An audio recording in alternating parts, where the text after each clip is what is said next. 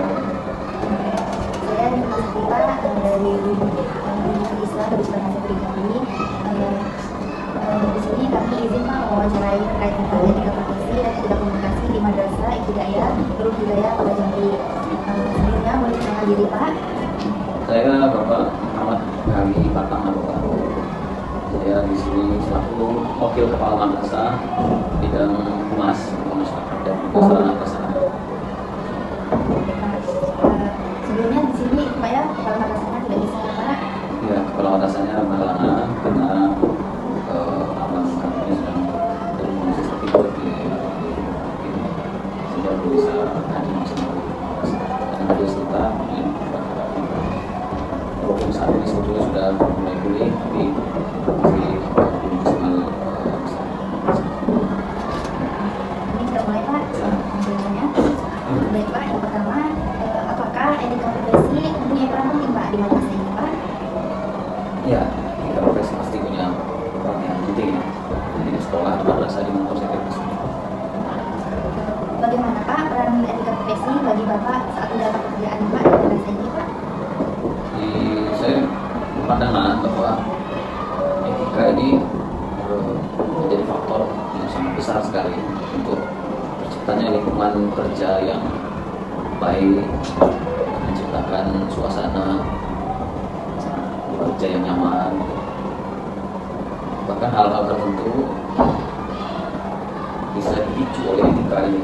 Jadi kalau etika yang baik, walaupun poin yang disampaikan itu sebetulnya barangkali kurang mengenakan benar, dengan etika yang baik itu bisa menjadi baik. Jadi untuk menciptakan kerja yang baik, etika profesi menjadi faktor yang sangat penting sekali. Ya. Pak, tanya selanjutnya, apakah ada Pak etika guru di madrasah Pak? Ya, guru punya etika di madrasah ya, bukan hanya di madrasah, di madrasah ada. Bagi guru di madrasah, bagaimana di masyarakat itu ada. Di madrasah itu ada. Madrasah ada juga ya. Seperti ini Pak ya, kalau misalnya pada siswa itu ada etika-etikanya juga Pak ya, Ya. dalam mengajar Pak. Betul. Jadi etika paling tidak terhadap sesama guru, bagaimana dia bergaul, bagaimana dia berkomunikasinya. Ya kan? Di sini dan di banyak sekolah madrasah barangkali tercipta senioritas baik berdasarkan usia maupun berdasarkan pengalaman kerja dan jenjang kerja yang ada di madrasah. Begitu juga etika guru dengan anak-anak. Bagi anak-anak di SD dan MI ya masih kecil sekali. Tingkatannya juga masih anak-anak sekali, belum masuk usia remaja. Jadi betul-betul penting adanya etika guru baik sesama teman, guru, anak. Bahkan etika untuk dirinya sendiri menjaga profesionalismenya dan Menurut Bapak nih Pak, apakah kepala madrasah ini ada kode etiknya Pak? harusnya ada ya. Kalau madrasah saya melihat beliau sebagai sosok kepala madrasah pasti dia punya kode etik dan negara atau institusi pendidikan masih menyusun itu juga ada kode etik. Seperti apa tuh Pak kode etiknya Pak? Seperti tadi lah Pak ya? Dia sebagai kepala madrasah tentu lebih luas lagi hubungannya, bukan hanya internal madrasah, juga membawa madrasah di luar ya. Jadi antar kepala madrasah, kalau di internal madrasah bagaimana ketika terhadap guru itu punya kemampuan berbeda-beda, punya kelebihan berbeda-beda, kekurangan berbeda-beda, bagaimana itu tentu sangat membutuhkan kode etik untuk bisa menciptakan kenyamanan lagi untuk anak-anak dan dia. Lagi manajemen semuanya dipegang oleh kepala madrasah dengan ya, diantaranya itulah kode etik. Selanjutnya Pak, apakah menurut Bapak perlu standar etika untuk profesi guru Pak? Perlu. Perlu Pak ya? Kenapa perlu Pak? Dan standar apa saja yang diharapkan nih Pak? Kenapa perlu Pak? Dan standar apa saja yang diharapkan nih Pak di madrasah ini Pak? Dia menjadi perlu sebagai sebuah SOP lah kita katakan, sehingga penanganan dan wajah guru itu paling tidak ada standarnya di mata siswa, standarnya di mata wali siswa seperti apa saja yang diharapkan madrasah gitu ya. Demikian misalnya di madrasah kita ini, bagaimana ketika kita berkomunikasi dengan wali siswa dengan jumlah siswa yang kami untuk seminggu ini Itu berbeda-beda watak, berbeda sifat. Ada SOP-nya, ada standar etikanya. Bagaimana cara menanggapi saran, kami ucapkan terima kasih dulu atas sarannya, yang akan dipertimbangkan dan disampaikan, dan dibahas apa dan lain sebagainya. Bagaimana menanggapi anak-anak yang punya permasalahan tertentu yang sulit untuk dihadapi. Bagaimana menyampaikan hal masalah itu kepada wali siswanya, itu semua sangat bergantung pada etika. Maka kami menerapkan SOP tertentu dalam berkomunikasi dan pada guru itu sendiri dalam hal etika. Nah Pak, selanjutnya Pak, tadi kan ada nggak Pak misalkan kayak etika profesi yang harus dimiliki kepala madrasah Pak, misalkan kayak kepala madrasah kan ada tugas di madrasah ini. Nah etika profesinya tuh apa sih Pak menurut Bapak yang harus dimiliki? Memang terkait etika ini dia banyak terkait dengan komunikasi dan sikap ya. Kalau mengayomi, memanage itu memang bagian dari tugasnya kepala madrasah. Seperti itu. Kepala madrasah harus bisa menjadi pengayom, bisa menjadi pemimpin dan sebagainya. Dalam hal etika, memang kepala madrasah harus punya kecakapan dalam hal komunikasi, menanggapi permasalahan. Dan itu saya kira harus bisa diatur di dalam seorang kepala madrasah sehingga dia terciptalah dari situ, terlihatlah dari situ kode etik yang harus ada pada kepala madrasah. Jadi jika ditanyakan apa yang harus etika harus dimiliki oleh kepala madrasah, dia harus bisa mengakomodir setiap masalah dan menyampaikannya dengan baik, menanggapinya dengan baik sehingga hasilnya juga kita harapkan baik. Pertanyaan selanjutnya Pak, di dalam madrasah ini ada nggak Pak misalkan kayak mempunyai kode etik profesinya sendiri gitu nah Pak? Apa namanya kalau tadi kan dalam situasi nah Pak? Ada di madrasah ini tuh Pak buat sendiri nih kode etiknya untuk guru, untuk apa namanya struktur dulu yang ada di sini Pak? Iya, pada dasarnya ada ya, hanya memang itu terus berubah dinamis ya, maksudnya menyesuaikan dengan keadaan yang ada ya. Karena kami punya murid itu kadang-kadang di tahun ini murid barunya begini, antara murid baru dengan murid lama saja perlu perbedaan penanganan. Jadi kita lihat misalnya murid yang tahun ini kelihatannya orang punya begini.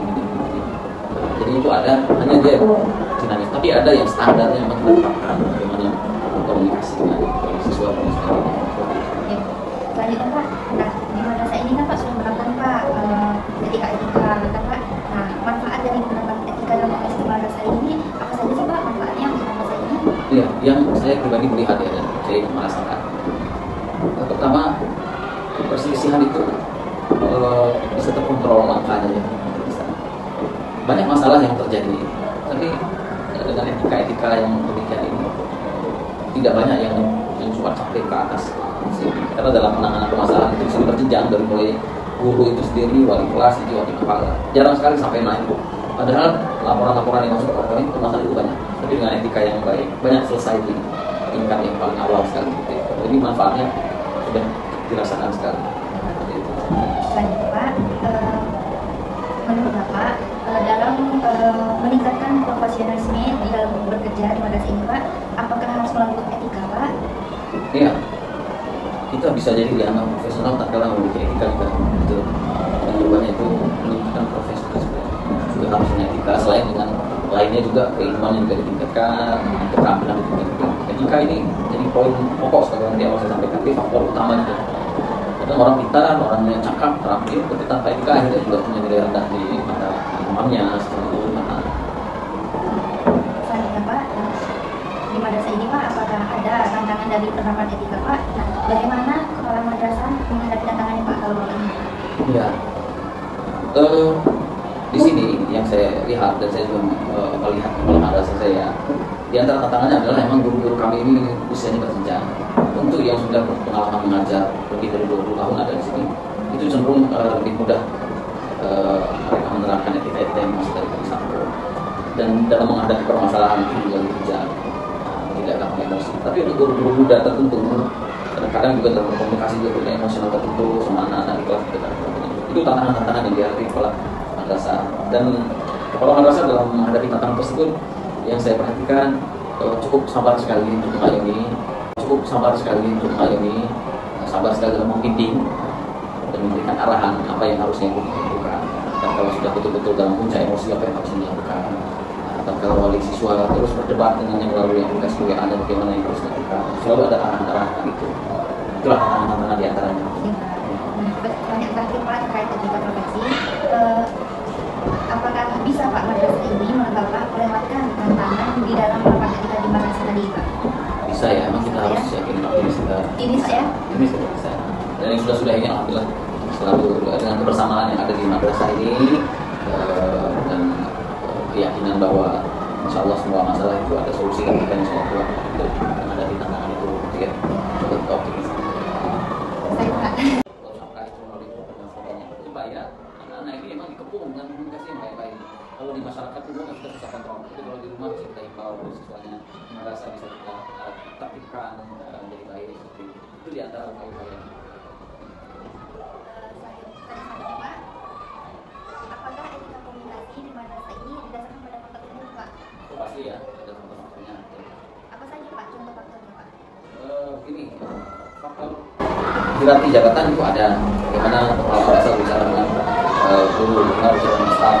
Kemudian dari peserta didik atasnya, gurunya, temannya, itu kan faktor-faktor juga ya.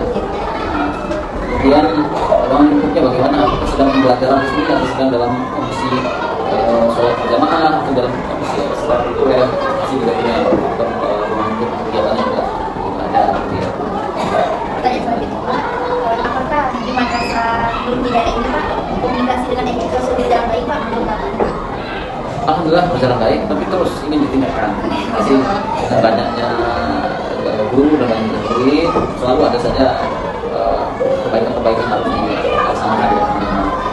Berarti poin pentingnya nih ini Pak ya, itu apa namanya kalau seluruh lanjutan Pak ya selalu. Ya, istiqomah itu kita harus bahas terus dan ingatkan terus bagaimana kita menjunjung tinggi etika profesi dan komunikasi. Pertanyaan selanjutnya Pak, apakah menurut Bapak madrasah ini sudah menerapkan etika komunikasi Pak?